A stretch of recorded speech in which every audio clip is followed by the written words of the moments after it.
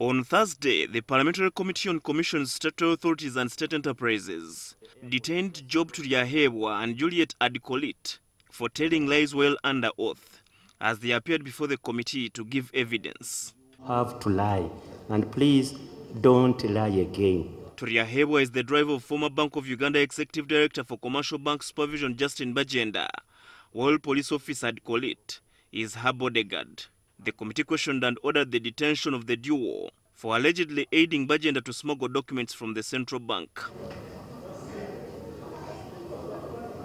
The committee also handed over to police two Bank of Uganda security assistants, Beatrice Kyambadde and Charles Moro, who were on duty on 10th February. The day 3 bags with documents were taken, and again on 14th March, when only 2 bags were returned. In the afternoon of Tuesday, Kyambadde and Moro were charged in the magistrate's court at Kampala Capital City Authority premises for neglect of duty. The two presented 2 sureties as they applied for bail, but the magistrate remanded them to Luzira Prison until 6th December, when the state prosecutor will respond to their bail application.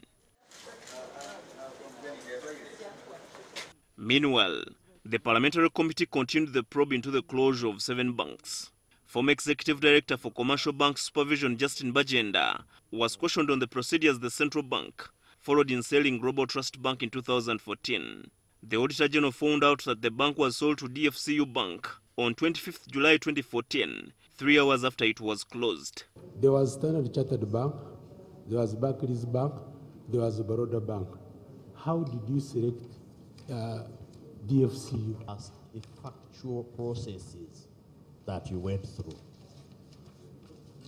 Before we even interrogate whether that was within the law or outside, just tell us what happened. We examined this bank and we found that it was persistently making losses. Its profitability was below the numbers which we usually use. However, the session ended prematurely after Bank of Uganda officials failed to explain the guidelines they followed. I am reluctant to continue with this meeting without these documents, unless you unequivocally tell us that actually the documents are not there. Then we proceed. Bagyenda and the Bank of Uganda officials were given 1 day to harmonize and return to the committee on Thursday. Kyambadde, NTV at Parliament.